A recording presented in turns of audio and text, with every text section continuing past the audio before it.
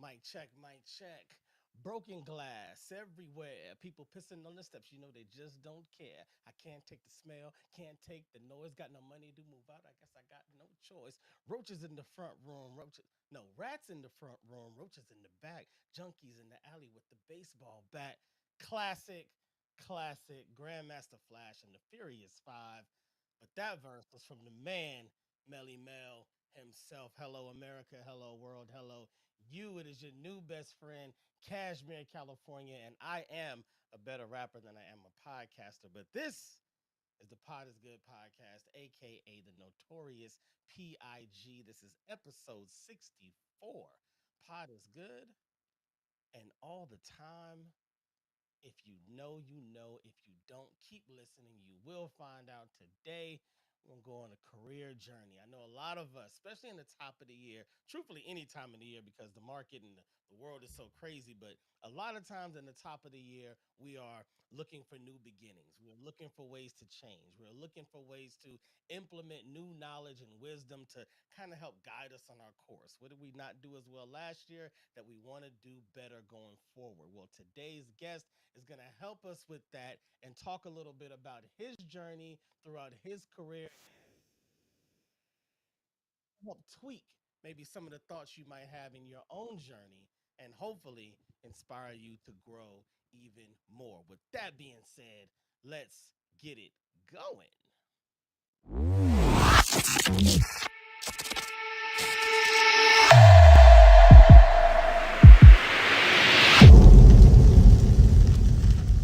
Ladies and gentlemen, welcome to the set. My man, the guy, Elvin Lorenzo.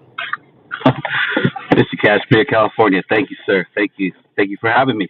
Absolutely, bro. Absolutely. I see you in your car. You transition. I know. Looking at the time, you transitioning from work to home or home to work. One of the two. Yeah, yeah. That's the life, man.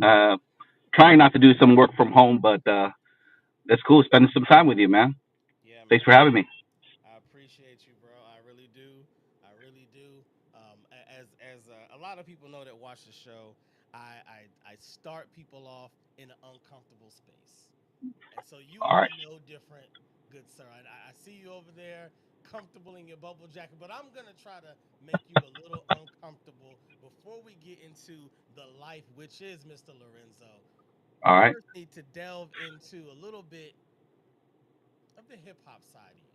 Because everybody's got a hip hop side. I mean, this is kind of what I've learned from doing the show. Everybody has a little bit of hip hop in them or a lot. So, All right. I'm starting you off with a top five list. And the reason this list is going to be very easy for you is because it's going to be personal. I want you to give me the top five hip hop songs that when you think of your childhood, when you think of those house parties, when you think of the school dances, I know you went to the Sadie Hawkins dance. I know you did.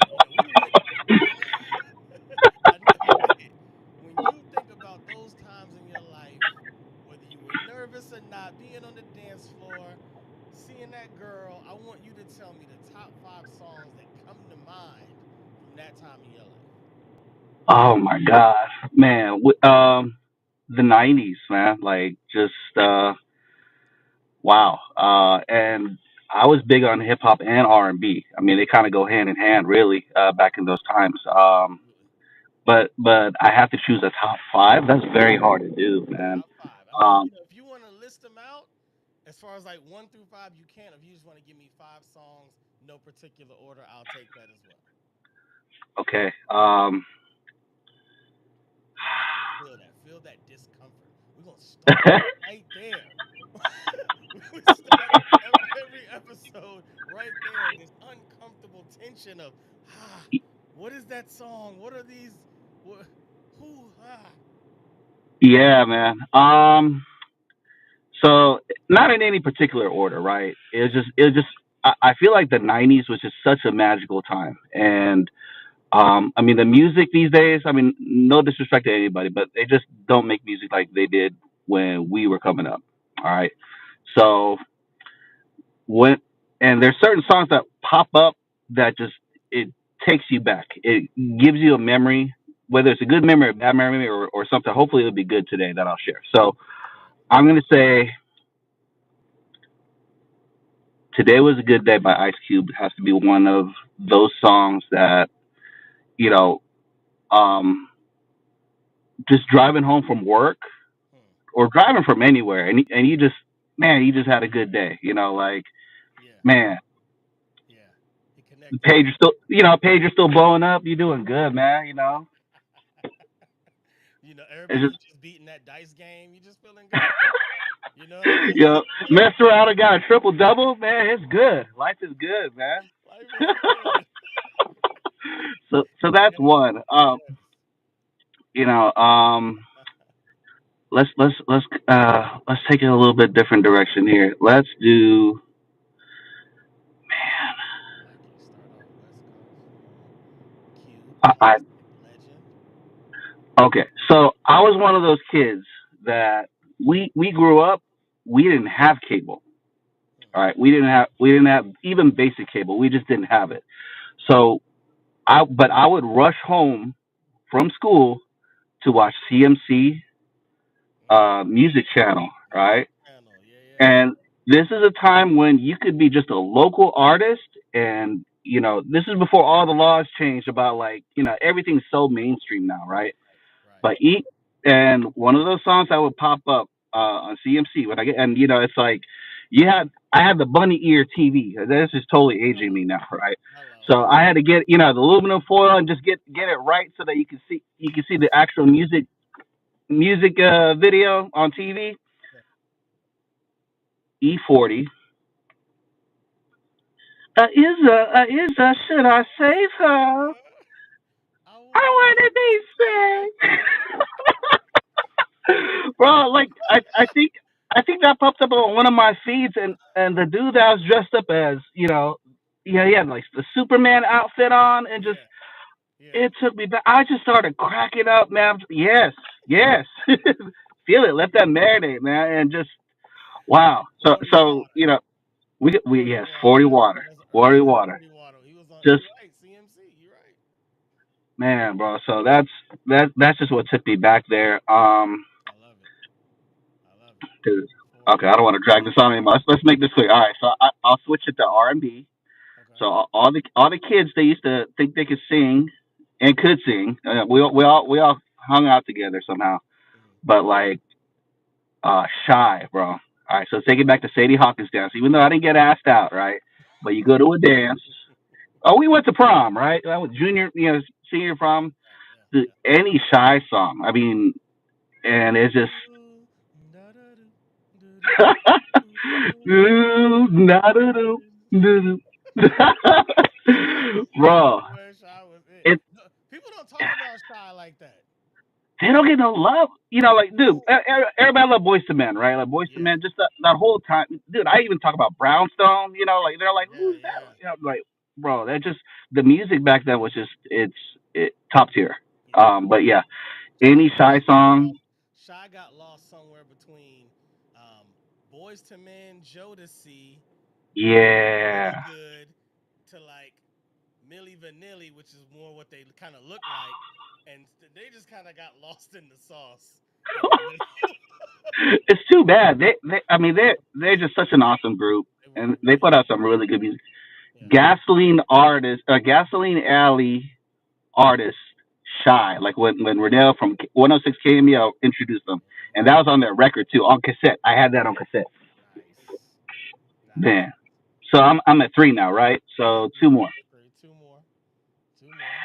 You're doing great. This is an awesome list. I'm gonna be honest. This is an awesome. We started off with Cube, West Coast legend. Went to 40, another West Coast legend. That's Northern Cali and Southern Cali. Then you jumped over to Shy, which I agree. Even like in the '90s, hip hop and R&B was just kind of like flowing together, like all the Yeah. time. Even with artists like Missy Elliott, where it's like she's kind Oh, of both. She's giving you dance. She's singing her own hook. She's dancing her own backgrounds. It's like yeah, it was just that time. bro. And Timberland was just so man. He was so forward thinking, just so creative, just with the Yeah, beats and just everybody he had with him. Just he was like magic. wow. we ain't even Yeah. know how to respond to that. When we first heard, first heard what he was doing, is like, what's that? Like, What am I what listening even? to right now? What's going Right, on? Yeah. right. That's a Yeah. fact. All right, let me so any females, any lady Mm. artists of that time, whether it be singers, rappers, any songs that pop up. I know it's tough because the '90s, it was just an And explosion. there's like a whole subgenre, right? Like, are you talking early '90s, mid '90s, late '90s? Because I could talk, Okay. we could talk about In Vogue in the early '90s. Like, Mm. man, and they're beautiful.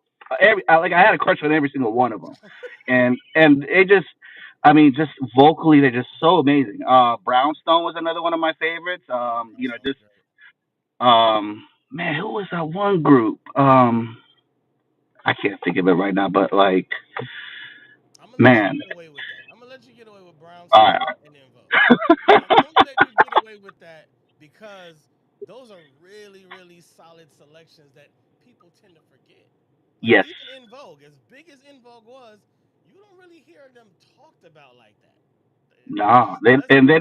they really don't get enough love either, and it's just and I think even still back then, like you had to be actually um talented vocally, you know, 'cause you know, like even going back to like Earth, Wind and Fire, like all of them cats, they played the music, they played different instruments, like you had to be truly talented. Whereas now it's like you know, hey, we could auto tune that out. It's cool. You a little off key. It's cool. Yeah. You know. But back then, like they were just true professionals in their crafts, man. They're just so amazing.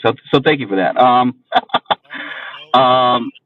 Okay. Appreciate it. Let me take you to like 1997, Okay. right? 1998, when back when and people from high school, if they listen to this, they'll be like, "Man, who is that one kid that used to the Filipino kid that used to wear yellow all the dang time?" Right?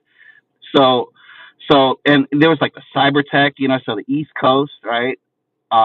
Just wow, just the whole bad boy music and just everything from that was Yeah. coming out from the East Coast back then, man. Yeah, so Yeah. we, you know, and I know you had the goggles too. I remember you with the goggles, bro. I Yeah. remember you with the goggles. Bro. They I don't know, man. They don't don't know, know. I man. used to change the hair color. I had green hair, red hair. Yes, Dude, I went to yes, prom. I went to prom in a silver metallic suit. One of the proms yes, I you went to. did. Oh my God, man. So just you know, just everything that the East Coast was putting out back then, man. Like just Bad Boy, Yeah. just wow. Wu Tang Clan, just Nas, Jay Z. You know, I mean, we just talk about this is like people's discography, man. It's just they just had such like true albums. You know, now it's like you know, people will just buy on iTunes or whatever. Like they'll just buy one or two songs. Like no, back then we had to buy actual albums. I mean, you can buy singles, but you had to like, and artists would take you on a journey in that album. Yeah. So I really, that's what another thing I appreciate about the music from that time. Yeah. And the last thing, um, it's gonna be R&B, dude. But like, I Drew I, Hill. I got it I now. love Drew Hill, dude. You said Drew I Hill? love Drew Hill, bro. I love Drew Hill, man. Drew Hill, dude. Cisco, Another all celebrity. of them, man. Another celebrity. Man. Everybody knows dong, da, dong, dong, dong, but they don't give them. No, no. I They mean, they, just they credit. these are the times we all live, dude. Like all that, man. Just so many classics. Steph. Shout, hey, shout out to the '90s, man. Yes, The yes. '90s came with it. All right, so this is how we're gonna pivot because All right. what you just talked about was something that we don't see nowadays in music, where there is not the same attention to working and building the artist like they did back in the '90s. And part of that building process is learning number one, the artist, what's their voice, and who's their audience. Got you. Who's their audience, right? Mm, Shifting into other people that might be watching in their career field, a big part of understanding what you're going to do in this world is understanding you, understanding your talent, and then your audience is your employer. You know, the yeah. person that's looking for you, who's buying into the album that you're creating, right? And so I Right. feel like is going to be our transition into the workspace. So, for everybody listening that's already, now you got them locked in on 90s music and everybody's putting together a playlist for when the podcast is over, tell everybody what you do right now. All right. So, my name's Elvin. I right now I work in transportation logistics, and my focus is on e-commerce transportation. So, if you think of things like ordering stuff from Amazon, um, and you think of just when you when you start putting stuff in your shopping cart, but you don't hit buy yet, there's systems in place that starts setting aside that inventory for when you hit the purchase now button or the purchase button. The, that's not my main focus. I'm more like with transportation, third party carriers, third party logistics, just kind of managing that and maintaining some of the metrics of on time deliveries.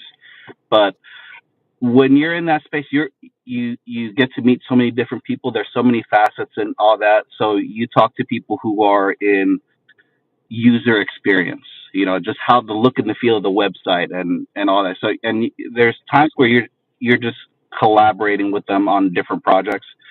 Um, and that's just kind of the work that I do, and I love it. I enjoy it. I kind of got into it by accident, but for me to fall here, I had to keep looking Mhm. and kind of following my passion because really, right out of high school, I didn't know what college to go. I didn't know what to do. Everybody was into computers in the late '90s, so like, oh, you should go get a degree in computers. Yeah. Like Yeah. I didn't particularly like it. I didn't particularly like it, but but you meet people, and they introduce you to other people, and if you're in the right mindset to receive Yeah. good advice, bad advice. Um, if you work for whether you work for a toxic manager or a good manager that just has your best interest in mind, they can kind of tell you like, hey, I know you don't like stacking up, building routes at UPS, but think about all the things all the systems that were put in place to plan those out. There's so you got to kind of step back a little bit and kind of learn the big picture. Like, wow, there's a whole world outside of that. That plans, forecasts, and does these things. And then I just kind of fell into something that um, I really enjoy and really like. And we're still learning. And that's the other thing too. You have to be constantly willing to learn, Yeah. constantly improve. Yeah. Otherwise, you're just gonna be kind of stuck where you're at. That's true. Yeah. But you bring up a good point. A lot of people don't think, and now I'll kind of continue with our an analogy back to music. A lot of Mm, people, they hear the song and don't realize how many writers were in the room, how many producers were in the room, how many executives signed off on it, how many people worked on the artwork, how many people were involved in the promotions and advertising. Like, there's so many people involved distribution, in one song into your marketing. numbers, right? Yeah. And so that's a good point because when people think of careers, oftentimes they just kind of think of, that one face of the career. Like, I want to be the driver, but they don't think about the person who does the truck maintenance, the person that got all the stuff ready in the warehouse managers, the person that had to order it to make sure the stock was right, so that when the order does come through, they can fulfill the order. The person that's over fulfillment, like all of these pieces that, like you said, if you explore it a little more, you might find that thing that really, really speaks to you. So for you, you said Absolutely. you're doing, you focused on logistics. Do you do like more focused on the last mile or like freight from like the ports and the actual import shipping into the U.S.? So, uh, in my job, I mainly focus on like the last mile and just the performance of what the carriers and the last mile does. Yeah, so I also work on escalations. So when there's possible fraudulent activity taking place, um, uh, there's different departments that I work with to try to figure those things out. But like a lot of the data and metrics of uh, yeah, of like late deliveries, on time deliveries, and there's planning for things like that. Should should this company go with say FedEx or UPS or maybe a whole different company after that? Yeah. Um, that sort of thing. So that's kind of what I do, and then we try to work with the companies that we're partnered with to make it an excellent experience for the customer. All in all. Okay. All right. So we gonna back up a little bit, and did not that far. Don't back up that far, Elvin. You backed up too far. Um, Sorry, I lost you, man. I'm like, hold on, he backed up too far. He backed all the way out the show.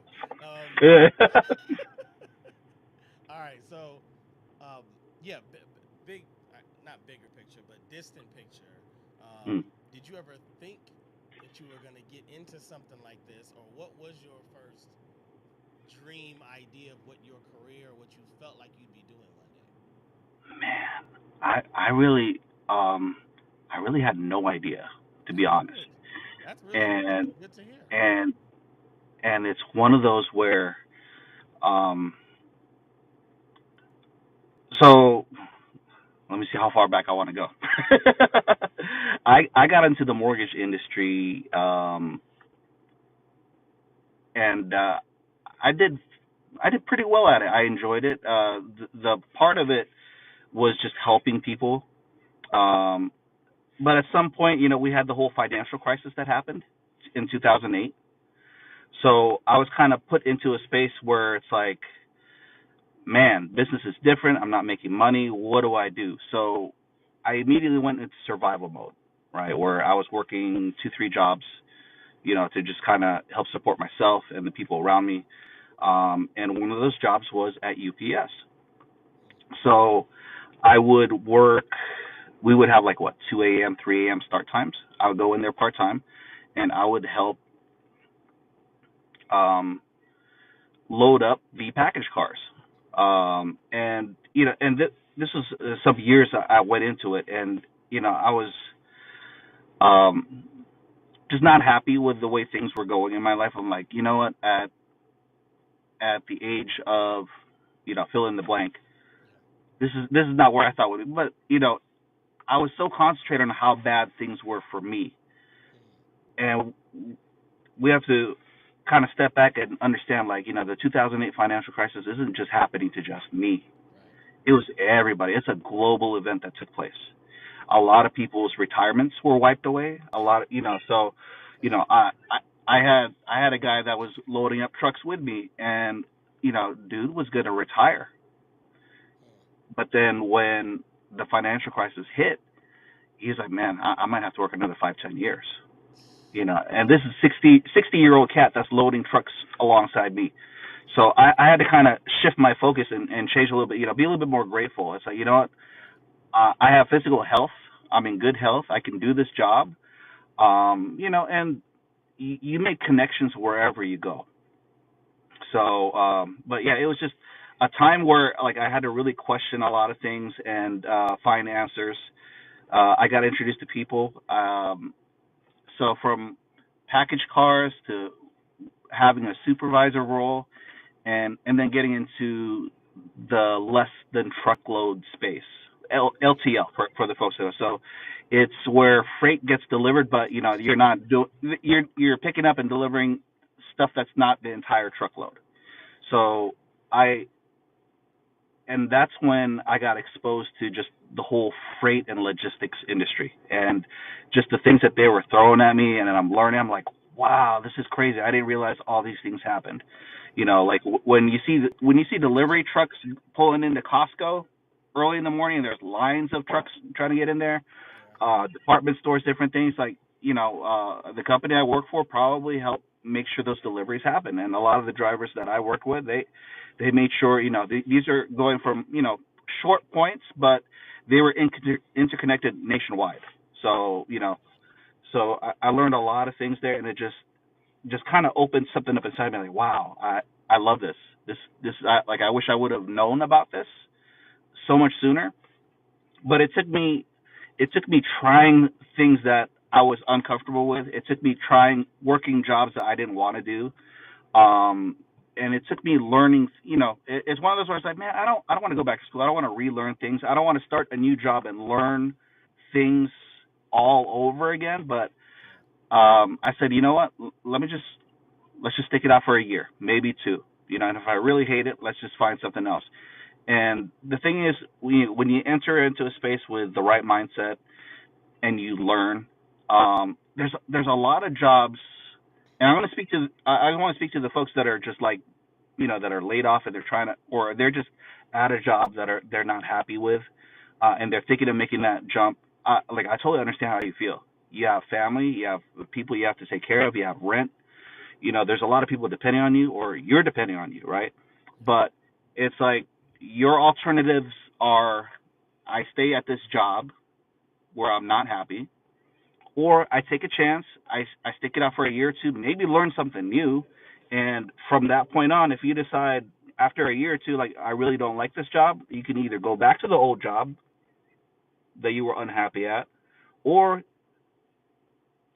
gain some skills and knowledge that, that's transferable elsewhere, right? Like, I didn't think working customer service in the OS&D desk would be transferable skills to the next job in inventory management and different things. But when you kind of, so I would do things where I would kind of jot down, like, sometime in my off time I would kind of jot down the different things that I would do, right?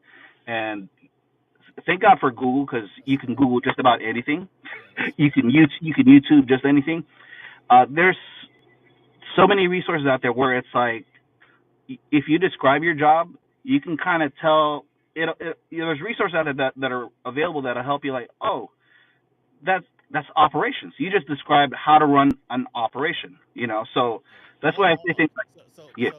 I want to point this out because just in case anybody missed it, this is such a beautiful point that you've made that even has you on this new road of exploration of resources now, and that's the shifting of your mindset.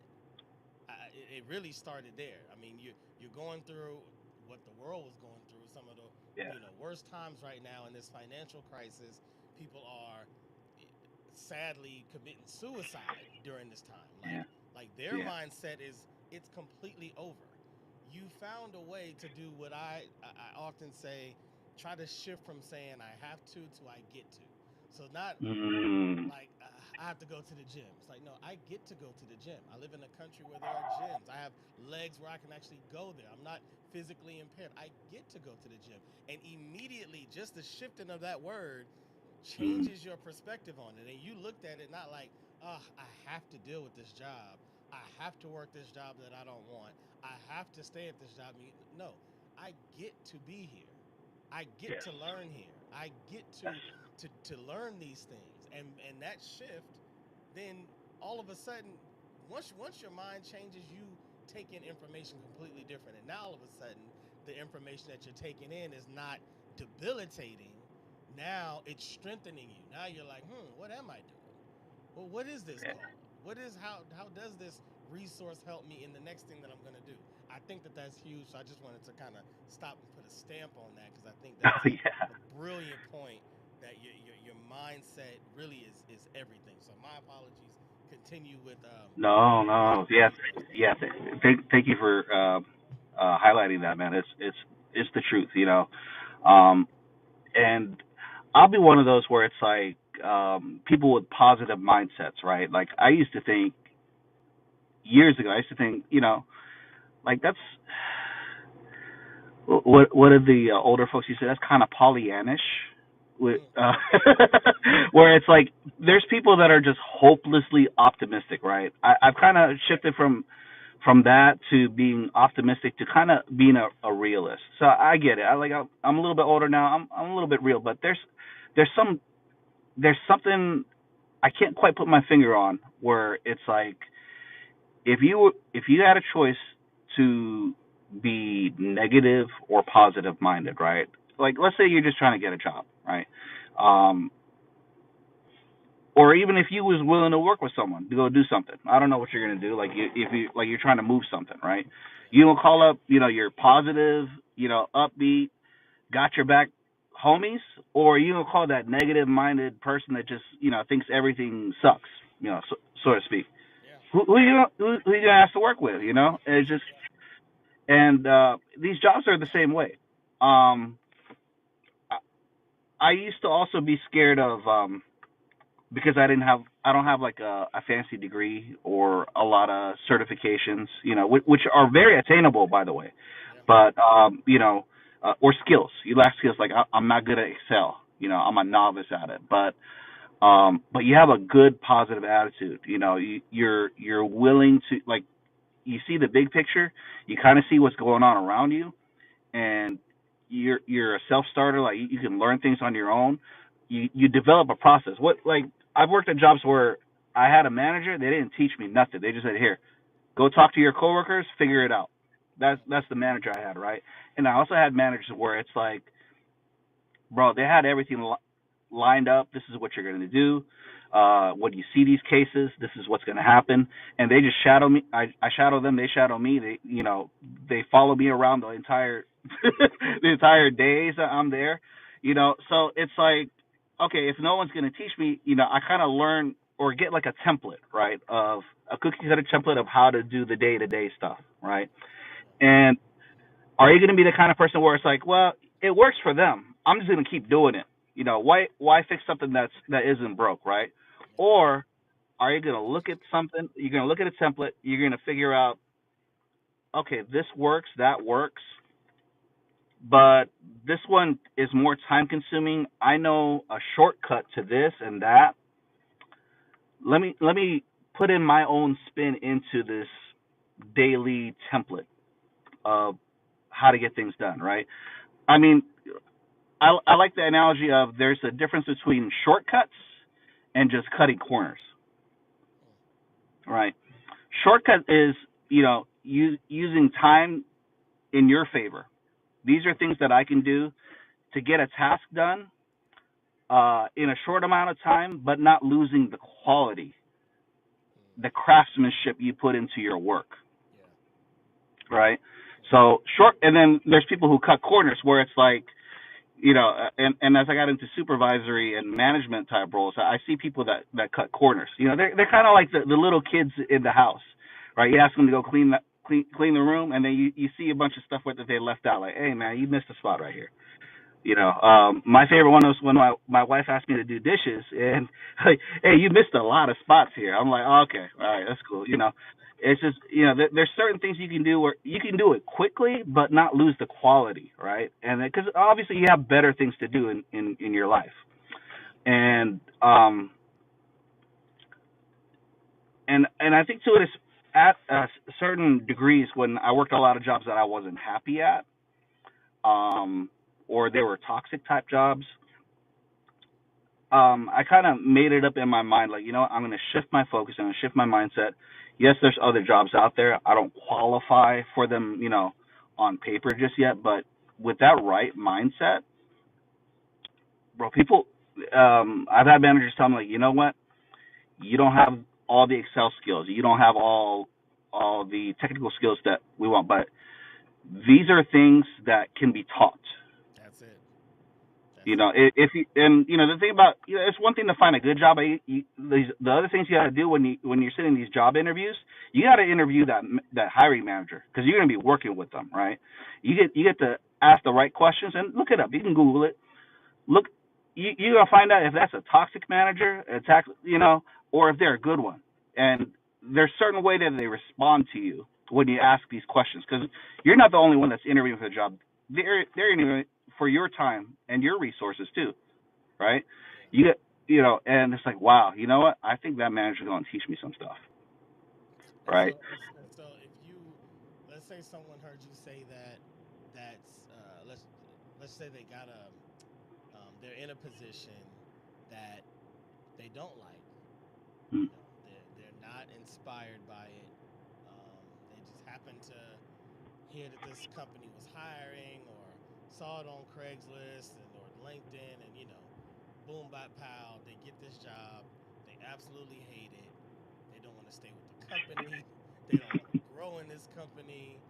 Um, it sounds like you're saying your guidance would be to at least try to figure out, is there any value in it that you can take with you? Am I hearing that correctly, or how would you talk to that person, when they're not at work, to say like, hey, here's a way to encourage yourself while you're there that could possibly help you to find the right thing for yourself? Man, there was a man, and I'm naturally by nature I'm an introvert. So I'm like constantly, and overthinking. That's another thing I'm like. That's another thing I'm guilty of doing. Right. So, um, I concur.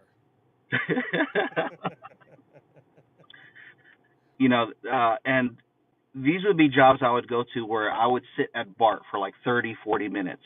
Like get up like at the butt crack of dawn and hop on BART, and I'm in these BART trains with just these weirdos, and and then I gotta go walk to my work site, and it's just, and I'm sitting there like I'm praying to God, like God, this is not where I thought my life would be Yeah. at the age of 30, right? At the age of 35, this is not where I thought things were going to be. I'm going to put it all in your hands, um, help me to be not not to make things easier, but help me to be a stronger person so that I can get through the workday.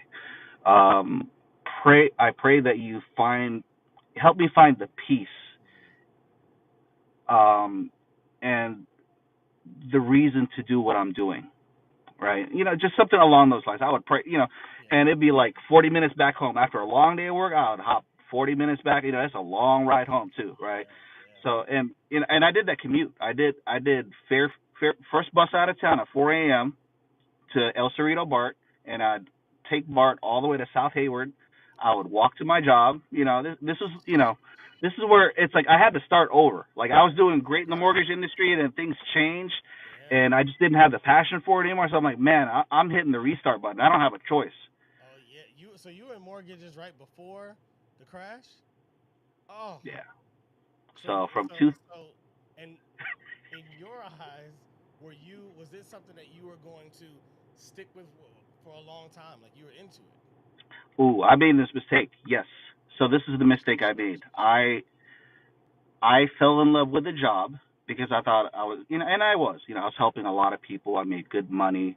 I networked with a lot of people in not just the industry, but just in the neighborhoods and the different cities and states that I did business in. But I allowed my job, my position to be my identity, Mm. right? I'm the lone guy. I'm the lone officer. This is Elvin. This is me here. This is how I identify myself. And then when people see you, and you see it on LinkedIn and stuff all the time, he's the lone guy. I do, subprime loans. Just crazy stuff, right? This is how you presented yourself into the world. I wear suits all the time. I'm important. But then when something crazy like the financial crisis happens, Yeah. right? Now all of a sudden it's like, oh my God, what's my identity? Who am Who I? am I? So some people take failures really hard when I identified myself as my job. And I had to step back, and this took years for me to figure out, right? And I'm just gonna throw it out there. This is just free game out there. Um, People remember you for who you are, not for the kind of work that you do. I mean, you go meet places. Oh, what do you do for a living, right? And this is like their way of kind of measuring, like, okay, how much respect I'm gonna give you based on what kind of work you do, right? And how much money I think you make. That's true. But people will always remember you for who you are as a person, not the job. Mm. Were you that lazy person that showed up to work every day and just, kind of hit around the warehouse, or were you that kind of person that just extremely pleasant, awesome, funny, to be around at work so that work wouldn't be like such a long day. Yeah. I mean, are you that cat that shares memes all the time? Dank memes, right? But at the same time, you got the job done, and you were always willing to help the next person if they ever ask for it, right? People will remember that. And when you bring that attitude, that mindset and that energy, people sense that. Even though if, there's people that don't believe in energies, right? But they can feel something like a aura, or there's a warmth aura around you. Like, man, that is a cool cat. Yeah. Dang, and like, they corporate comes up with terms like leveraging your relationships, right? Uh, you scratch my back, I'll scratch yours. I prefer to look at terms like that as like, you know what? In my mind, I'm just an overall good person. I will take care of you. What do you need? Let me get that done. So that when it comes around to where you have a lot of tasks and responsibilities put on you as a manager, Yeah. and when you ask for help, when you delegate tasks, it's an easier ask Mm. because you're not that person that's manipulating people into doing work. Yeah. Like, you're not guilt tripping people into doing work. They're like, like when football players say like, man, I'll run through walls for that coach. That's the kind of managers I want to work for. That's the kind of managers you should be when you sit in these job interviews. That's the kind of managers you should be looking for to work with. Yeah. And I've been blessed in my time to work for these places where it's like, Elvin, you're really overqualified for this position, and we can't pay you the kind of money you probably want, but I am willing to be your mentor. I will teach you. Yeah. I will Yeah. teach you about this industry. I will teach you about how the world works in this line. That's the kind of manager you work for. You go work for some place like that for 2 3 years. Yeah. Soak up as much information as you can. Yeah. It's better than them not being able to pay you what you want, man. Just the information that they're willing to teach you. Right. That's priceless. You could take that. You could start a business. You can apply a lot of the operational things that you deal with, like running a warehouse into your own business. Like you want to, drop ship, whatever. There's so many things that are so transferable. Like I had someone describe to me what they did at Starbucks, and I told them, you know what? You're an operations manager. The way you described everything to me, you're a freaking operations manager. Wow. Oh no, I work at Starbucks.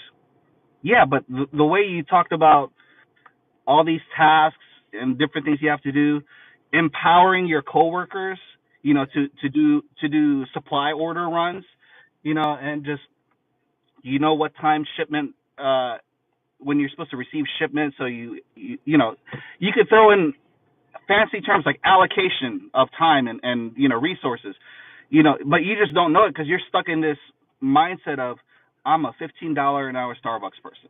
I'm a $12 an hour warehouse worker.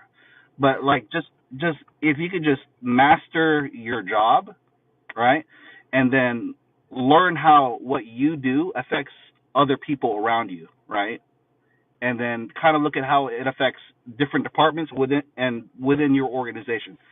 Like you'd be surprised what you learn, but you have to be in the right mindset to receive that stuff, to That's it. know what's going on. That's it. If you're just stuck in your own little world and you got your iPod on and you just listen to music and you're just trying to get through the day and ignore everybody, Right. and I've been there. Don't get me wrong, dude. The depression, all, bro. I get it. I get it. Yeah. I so get it. And it's something that I've had to struggle and fight through and learn to kind of identify and work through to get myself out of my bad situations that I was in into better situations, better opportunities for myself. Because one opportunity opens up so many other opportunities. You know. Yeah. Yeah. No, that all makes a lot of sense, especially kind of going back to, your mindset, which then shifts your openness, and then that also changes your behavior because we act the way we feel. So if you feel like I hate this place. I hate the people here. I hate being here. I just can't wait to leave every day. You're not going to act like, hey, guys, how's it going? You know what I mean? It's going to come across like, hey, what I'm supposed to do today. And that's it. And no one, people that have good energy in a workplace, they don't Mm. want to get pulled into that dark hole. They sense that the same way. Oh You yeah. know, you're talking about feeling people's energy. They feel that negative energy. So the people that would pour into you, the people that would help you elevate, the people that would pay it forward, so that you can possibly become what they are, and they can move on to go to the next thing they want to do. They're not telling you that information. Mm-mm. They're not Mm. pouring. They're not wasting their time with you because you're gonna feel like pouring my riches on swine. Like you don't want to be here. You don't care about this. But the moment your No. mindset changes and your behavior changes, your energy changes, and now people are like, yo, I see something in you. I feel something from you. I want to help you. I want to, because people that were going to do something good for you, they're going to do something good for anybody because that's them. They're Oh just yeah. looking for a vessel. You know what I mean? It's just like, just who can I give this to? And so Yeah. you talked about basically teaching someone how to prime themselves to put themselves in position to receive Yes. wisdom, to receive guidance. And Yes. if you talk to almost anybody at any of these companies that made it up to the C suites, there was someone that saw something in them and poured into them at one point. Absolutely. Nobody's a CCO or CFO, and they're like, yeah, it was crazy. Like, I hated this place. I used to come in here, I didn't talk to anybody. I did what I had to do, and I just left. And one day, they said, here's your new office. It's crazy. Like, that never happened. Never happened ever in all of ever. So, that's another It's good very point. true, I man. like it. I like it. So it's and it's a mindset shift. It's a process. Shifting to that mindset. It's a process. It's not some. It's just like working out. It's not going to happen overnight, Absolutely. right? Even if you go and stay consistent. When catch yourself when you start walking back to that old mindset that you had. Like it takes time. It's working out like your soul and your mind and your mindset. This you. It'll take time, but the more you're willing to be consistent with it and hold yourself accountable. And that's the thing too. This journey, you can't do it by yourself. Right. As good as you think you are, or as bad as you think you are, you can't do it by yourself. That's true. You got to surround yourself with the right people, right? Absolutely. You got to find the right partner. So it's like your boyfriend, your girlfriend, or whoever you decide to marry. That's got to be the right person. Um, and And then just to add into that, yeah. which is what the I'm glad we got to that part of the process. Surrounding yourself with the right people Yes. also means that you got to be right people Yes. because they're not. Oh, No one's gonna want to surround themselves with you, and you're terrible to be around.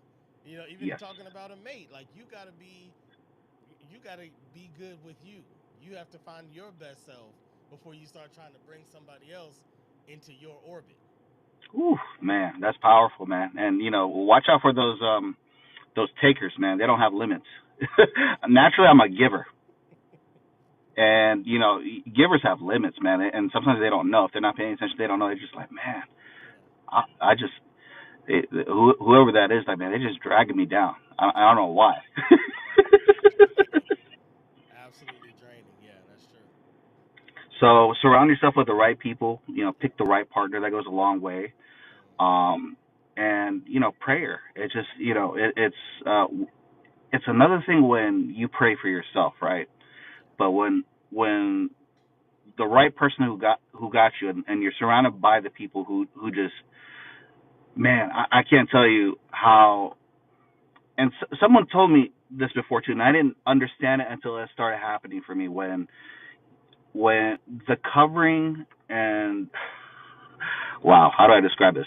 It's um the power of prayer that some people have, right? The anointing, Mm. man. It's just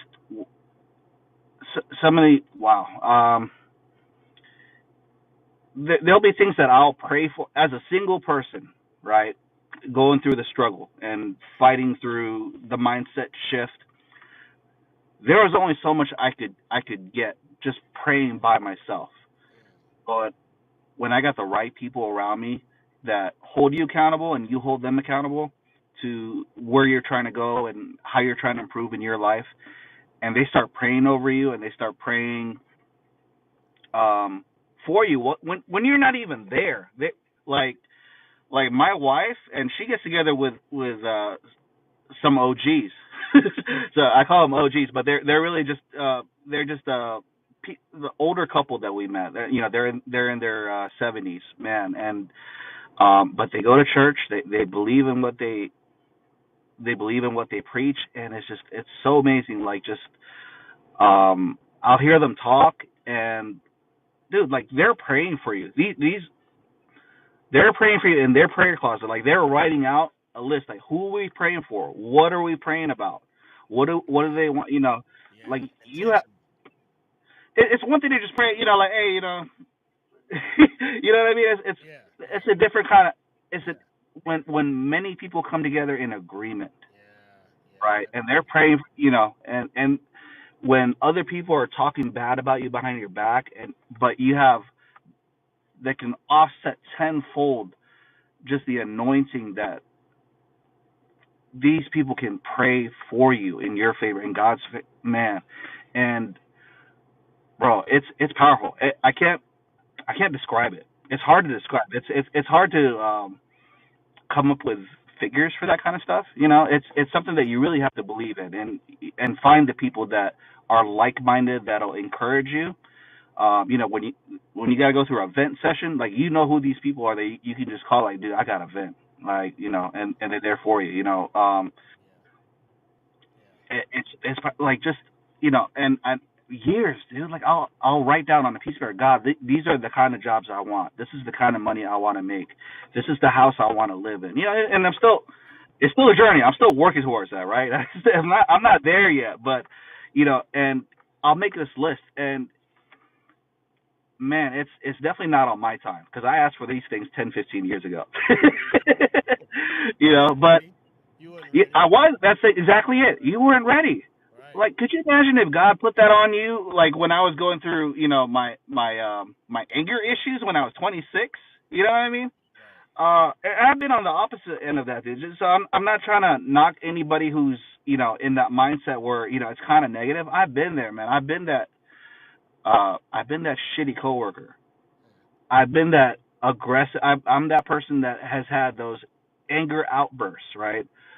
So And true. there was just a lot of therapy and different things I had to work through and figure out. You know, coming up from a broken home, you Mm. know, it's like if you're not getting therapy, dude, like you're showing up to work, you're unloading that on people. You don't even know it. You might lack the self awareness to know that what you're doing, right? Right.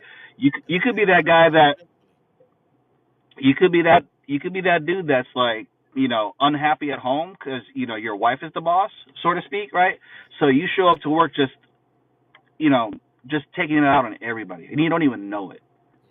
right? And you're putting out just negative energy to people, and you know, even into your own life. You know, just you gotta take and it takes self awareness and a lot of therapy, you know, to kind of work through that and get through it. You know, and there's nothing wrong with having those problems. Everybody's got their own struggle. So that's why when I come to work or I go different places, I'm an introvert, right? I, you know, I try to challenge myself when I go somewhere to go pick up coffee or go grocery shopping. Just you know, try to say hi to five Somebody. complete strangers. Say hi to five complete. Hey, you have an amazing. You know, hey, I just want to let you know, man. You're good morning, hello. You know, just something like that. You're just letting us. You know, like, hey, I really, bro. That shirt, that tie, that's crazy, bro. Just something like that, right? Where it just, You know. yeah, You know. because people are just in their own world. They got their Yeah. blinders on, man. But you know, when you approach them like that, and it's just like, huh, Yeah. thank you. You know, So it's one powerful. thing that I will say this as a warning, because I think that that is a great a challenge to people for their own awareness Yes. and their own social skills. And my wife deals with this. And this is why I'm putting out the charge as a warning. Remember that that journey is for you, not for the other person. And I say that because when you go out Ooh. and do that, the fact that you said hi, that's a success. Yes. Oftentimes, people base it off of what they get back. And if what they get back doesn't have the right energy, It's just a scoff. The person doesn't say anything. Mm, Then they're like, "Oh, see, this is why I don't do this," and then they just go right back. And you miss the fact that no, but you were on a journey, not them. You don't know them. You don't know yeah, their journey. They might be that's you deep. 8 years ago before you got to this place to know that you needed to change your mindset to to be on this journey. So Absolutely. don't base your growth off them. You got to Right. base off the fact that you did it. But I think that that is huge to tell people to try to break those chains a little bit, right? To try to Right. open up so that the world can receive you and you can receive the world. Absolutely, man. And you never know whose life you're saving too. Just by saying hello, just a simple greeting. You Yeah, never know what people are going through. yeah, And that's another thing I wanted to bring up too. With that challenge, yeah, right? It's like, being a natural introvert, it was hard. It was a challenge for me to talk to people, right? But another thing that's going to help anybody in their career is what they call soft skills, right? Soft skills is like, and you can go on Google. There's so many different books you can read on just how to start a conversation, how to keep a conversation going, right? There's a book, how to influence, people. I can't think of the name of it right now. I'm going crazy, but y'all can look this up. And some of you already know what book I'm talking about too. That's the right, crazy right. part. And it's like the book is like this thick. Like it's a quick, easy read, but it's just, um, I find in my time in different work environments, um, some of the people who are paid well, move up in position, they're not even necessarily the smartest people in the room. They Mm, are not they are not the tech savvy data analyst, crunch numbers. They're not CPA, but they have excellent soft skills. yeah, They know how to, they're self-aware. They have high IQ in terms of just emotional IQ. They can read a room. Um, you know, I'll take a Southwest flight, and there'll be a business person that'll come sit next to me. And dude will ask me a question about football, and it's like a 2-hour flight to LA, and he just knew the right questions to ask me and got going. And before you know it, what felt like 30 minutes, we've arrived at LAX. mm, But like you take that part of that positive mindset and just learning to develop those soft skills to where you can kind of walk in to different God, there's this term that people. Part of it is, yeah, there's a little bit of code switching that takes place, right? A little bit. There's a way you talk to the homies outside of work. There's the way you talk to, the corporate folks, and there's the people that that you work with at the warehouse. yeah, It's yeah. not, We it's know. just no, yeah, it's just We know what you're adapting. saying. We know what you're saying. But it's like, being a pleasant person, knowing how to start and maintain conversations with Yeah, people. They some of these, like, even now, it's like, like they have this big layoff. Like there's a lot of tech layoffs going on right now, right? And my heart goes out, and I'm helping a lot of friends find work right now. That's in the tech space, that's awesome. but even me, like, I got laid off, and I was a little bit worried, but people remembered working with me. They're like, he didn't know everything, but he knew where to find the answers. He's competent, but we can. He lacks some skills that we would prefer, right? But we can teach those things. Like we have a system where we can teach them how to do these things, data analysis, spreadsheets, all that stuff. We can teach them, but they call it like a personality hire, Yeah, right? I think a lot of times I am a personality hire, and there's nothing wrong with that, right? there's nothing wrong with that Because at all. There's nothing wrong with that at all. because when you work at these places, it's easy to work someplace where everything's going perfectly, Right, right? But that's not always the case. right. Any job field, any concentration that you have in any job out here in the workforce, like when you got to go battle, dude, who are you gonna work with? You gonna work with that person with the fancy degree that treats everybody like shit. Yeah, Excuse my French, right? Because I know everything, right? Or are yeah, you gonna work with that? Are you gonna work with that person that's like, I don't know the answer to that question, but I do know where I can get. get that information for you. Is it cool if I talk to you offline or get back to you, within 30 minutes? It's like you're kind of setting that expectation, and they're like, wow, like Yeah. like the, But that's that's high level. I mean, it comes naturally for you. You've been working at it. yeah, You've taken time to have those interactions with people that give you that training and that practice. But that is high level for someone to be not only competent enough but confident enough to mhm, look someone in the eye with a question and be presented a question that they may not have a clue on, and find a way to still articulate themselves thoroughly in confidence and yeah, truly believe that they can give some value, you know what I mean, to that right, request. And I love how we're basically talking upward of, because all of this started with the mindset shift, because yeah, you don't find yourself there if you still hate this place and you hate these people and you're just staring at the clock waiting for it to strike five. If you're still there, you don't get here. And I think yeah, that's kind of the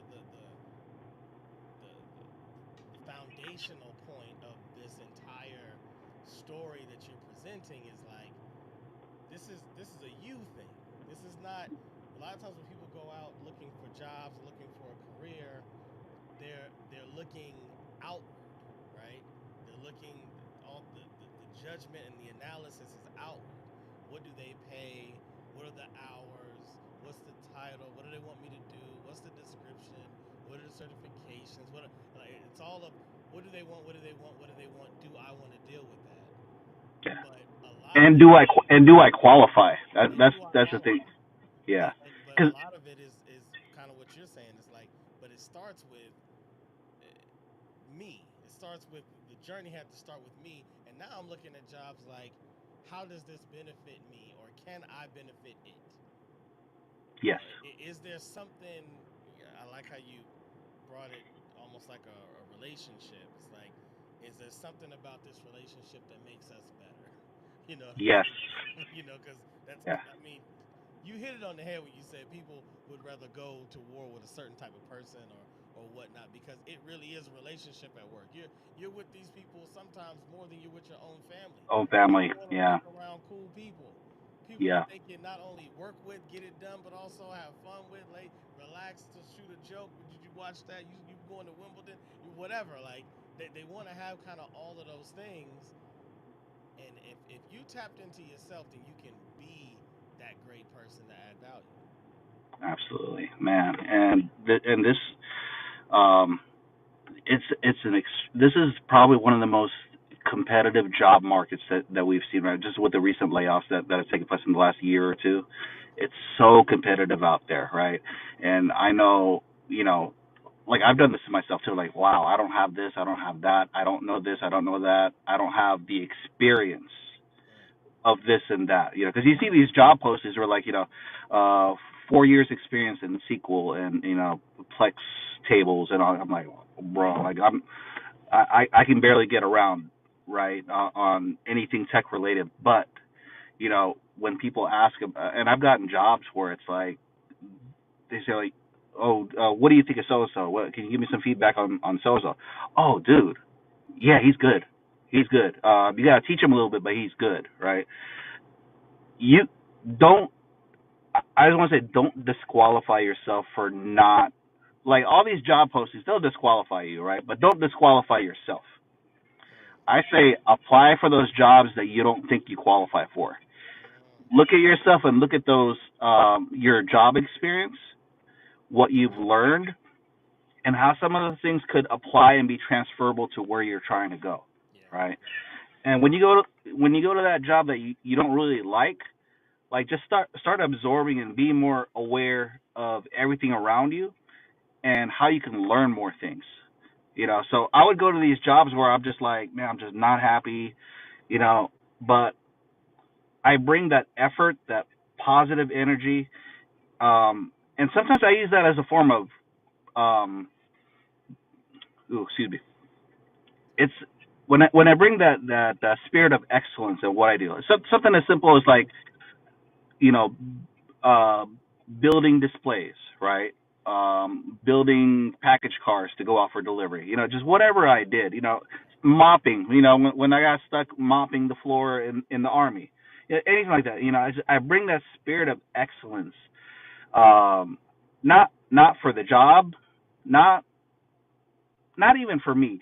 Part of it is for me too, but I use that as a form of worship. This is what I'm doing as worship, and I'm laying it as an offering to God. Mm-hmm. God, you know my heart. Yeah. I'm not happy at this job. You know where I'm trying to be, and every time I go to this job, it just drains the heck out of me. Yeah. So God, just please accept my offering of the spirit of excellence I bring to this job. Whether this my manager or whoever up top that deserves this effort from me or not. I'm Faith not in offering it Jesus. to them. Yeah, I'm offering it to you. Yeah. And I just pray that you help connect me to the right people, and that you um give me the knowledge and experience, the foresight to see where I'm trying to go. Because man, like there was like jobs that I've applied for where I got crushed when I got the disqualification letter. So crushed, right? Yeah. And I remember being on that end where it's like I was just like I would apply to like 30, 40, 50 jobs per day. This is what I did when I was on unemployment a few years ago. Woo. Um and I'm just hustling to find a job, 30, 40, 50 jobs. But and to realize now looking back at it, one, um I probably should have had a better look at my resume, had somebody look at my resume. There's resources now where you can see how to the keywords you can use in your resume to be Yeah. more optimal to be found, right? Correct. But I just, man, dude, like I've been there, but it's like looking back at it now, all those rejection letters, especially to the crushing ones where like I really wanted to work at this company or work at this job or work with these coworkers or this manager and I didn't get it. Um, it wasn't all for nothing. It all led me, all the ups and downs, the good days and bad days, at every job I've ever worked at in my life. It's led me to where I'm at right now. All Absolutely. the experience that I've done, whether it's, man, like manual labor, like I can still do that. All those things, everything I did, and I'm in a space where it's like I don't do no manual labor now. I get to work from home a couple of days out of the week. I make a little bit more money than I did some years ago. It's all part of the process. Some days are gonna be good. It's like, man, like God, please, why does it have to be this way? Like, bro, like you have to be there. And if these opportunities were presented to me when I was 25 or 26, I wouldn't have gotten it. If I it, Even at 35, 30, I wasn't in the right mindset, man. I hadn't healed from a lot of the trauma and things that I've gone through, coming up from a broken home, childhood and all these things. These are, besides gaining skills and different things you could do, like do that for yourself if anything, right? Like just get the kind of work on yourself first.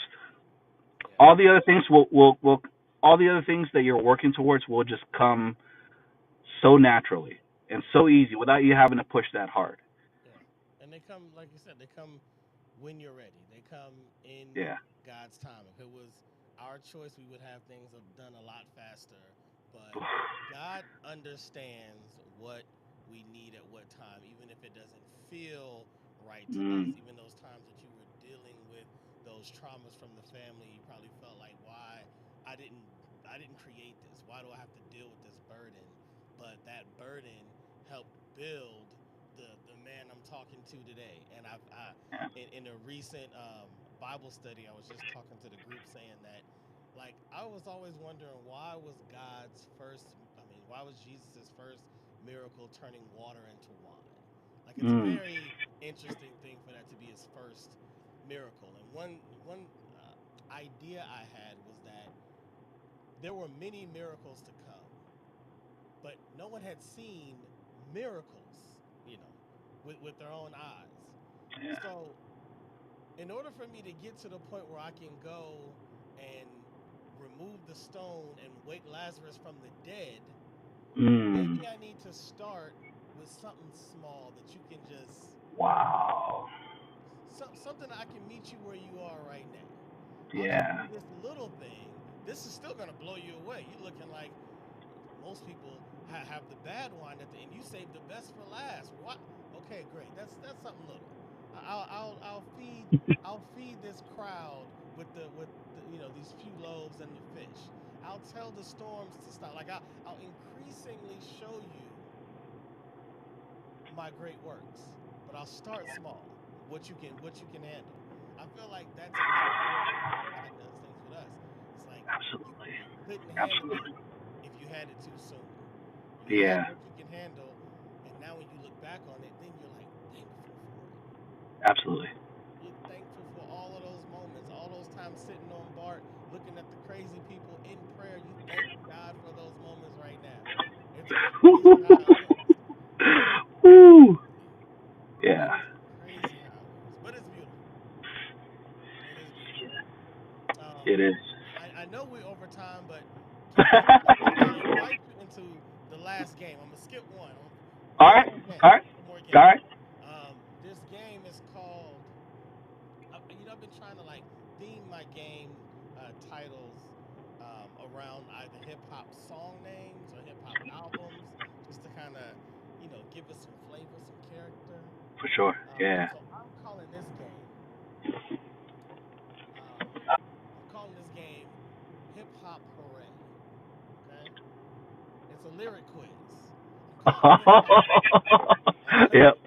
I'm calling it Hip Hop Hooray because it's celebrating hip hop. It's celebrating the penmanship, the writers, the lyricists, the respect for the craft of this hip hop art.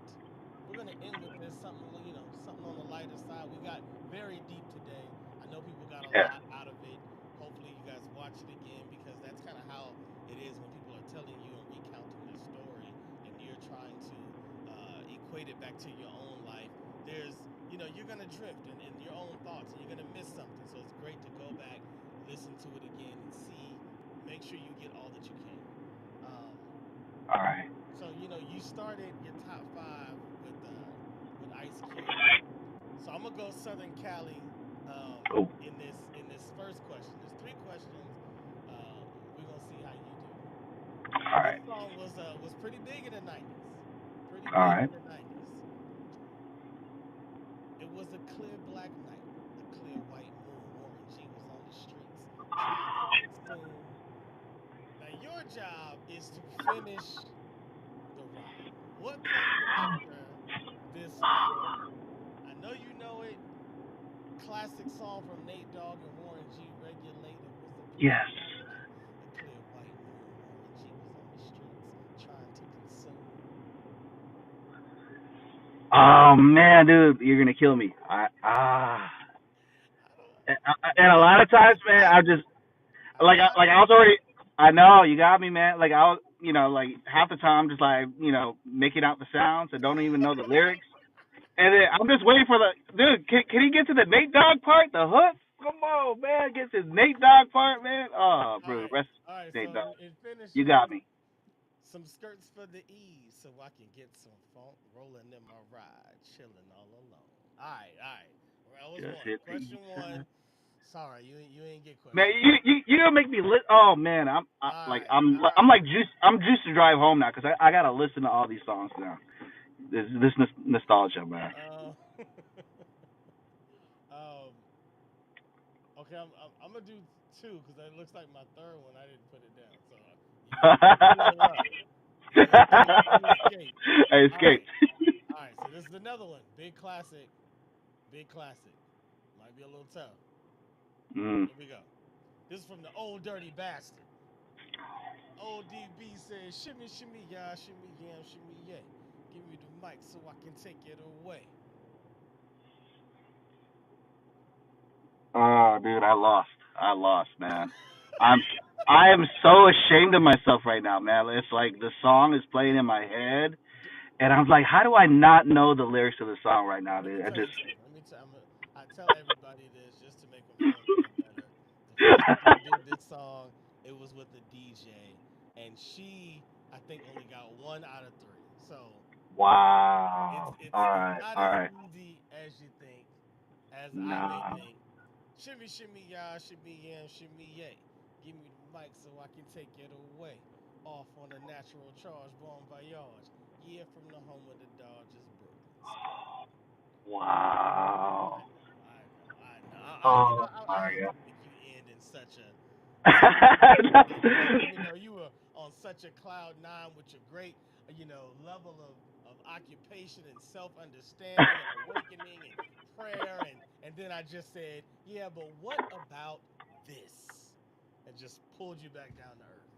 It's okay. It's okay. I appreciate it though, man. And now it's I gotta pull these songs out on my ride home right now. It's just thank you for taking me there on this journey, bro. It's good. It's good to connect with you again, man. It just Absolutely. man, life has just taken us to so many.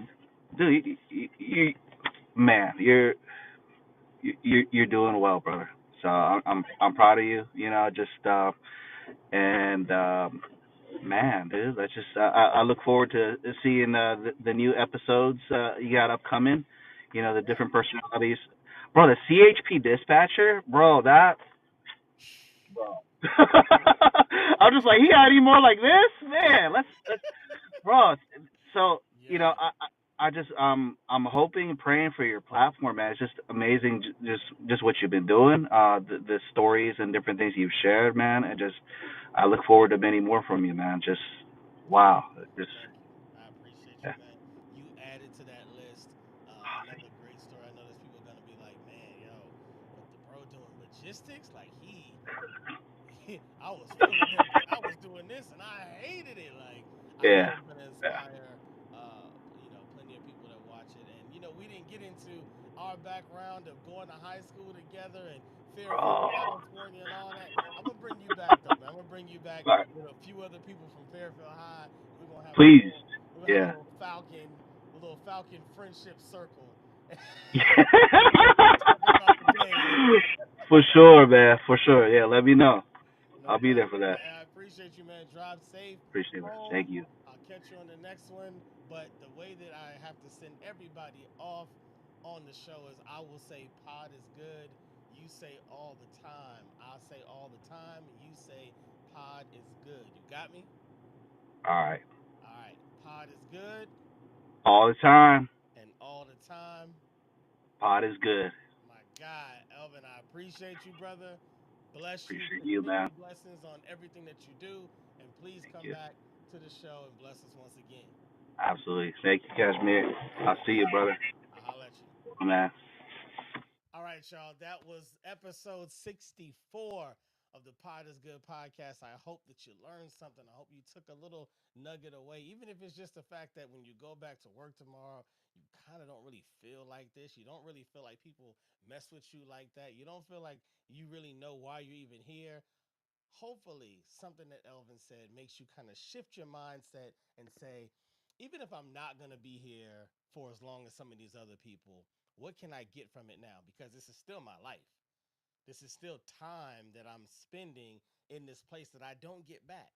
So instead of me just looking forward to the weekend when I don't have to be here, or looking forward to my next job when I get to leave this place, let me not miss the value that I might be getting here today, even if it's just a relationship, because you never know. Maybe one relationship at that job could be somebody who starts the next Google, and they're like, "Hey man, we used to.